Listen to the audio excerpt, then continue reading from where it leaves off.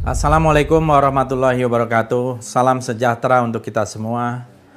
Beberapa hari ini kita diributkan oleh berbagai persoalan yang terkait dengan protokol kesehatan. Apa itu protokol kesehatan?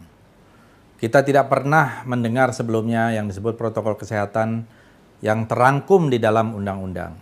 Memang ada undang-undang tentang karantina kesehatan. Tetapi kita memang tidak pernah membayangkan bahwa undang-undang ini akan dipakai, apalagi setahun kemudian lebih terjadi pandemi COVID-19.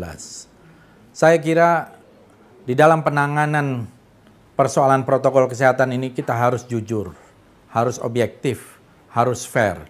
Kenapa? Karena sejak awal pandemi, pemerintah sendiri tidak terlalu serius menangani pandemi COVID ini.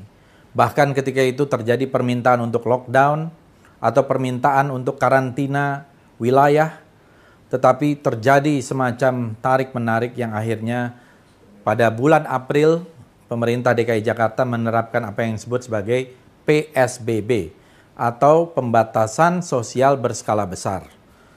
PSBB didasarkan pada permintaan dari kepala daerah kepada pemerintah pusat. Tetapi tidak ada pengaturan yang lebih detail terhadap itu, termasuk tentang kerumunan, tentang pemakaian masker, atau tentang protokol yang lain. Bahkan di awal dulu, Menteri Kesehatan sendiri yang mengatakan tidak perlu pakai masker, yang pakai masker yang sakit saja. Hal-hal seperti ini merupakan bagian dari perjalanan kita menangani sebuah pandemi yang jarang sekali terjadi secara global di dunia ini.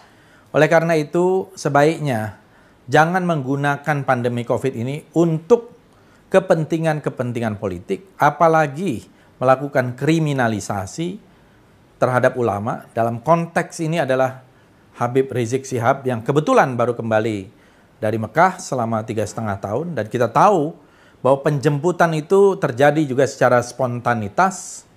Ya, mereka ingin menjemput dadakan. Kemudian juga kita tidak ketahui jumlahnya.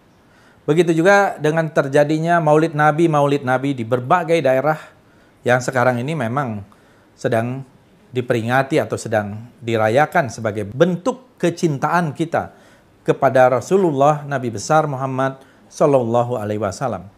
Oleh karena itu, jangan sampai ada satu pesan yang salah, message yang salah dari pihak yang berwenang, seolah-olah melakukan sebuah pelarangan terhadap Maulid Nabi.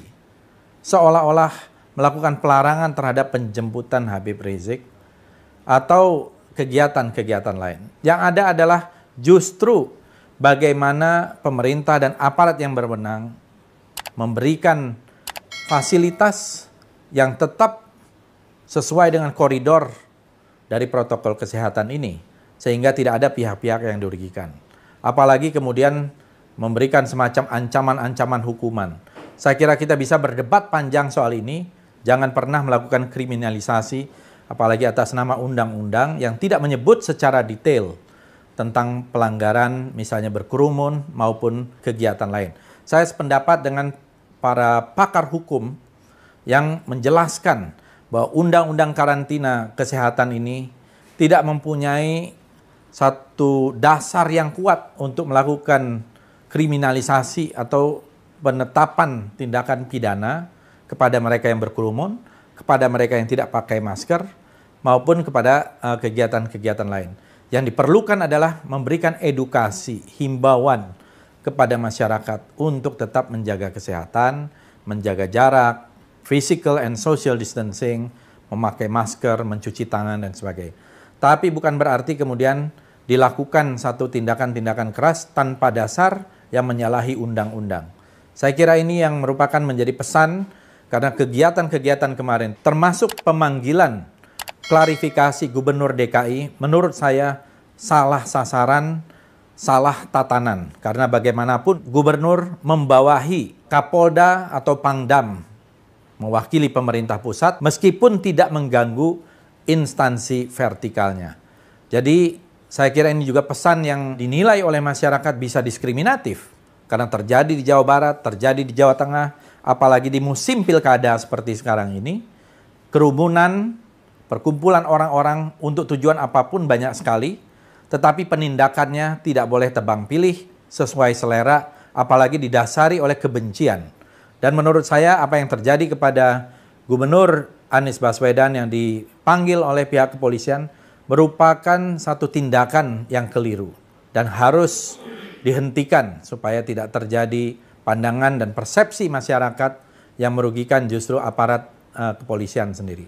Terima kasih. Wassalamualaikum warahmatullahi wabarakatuh.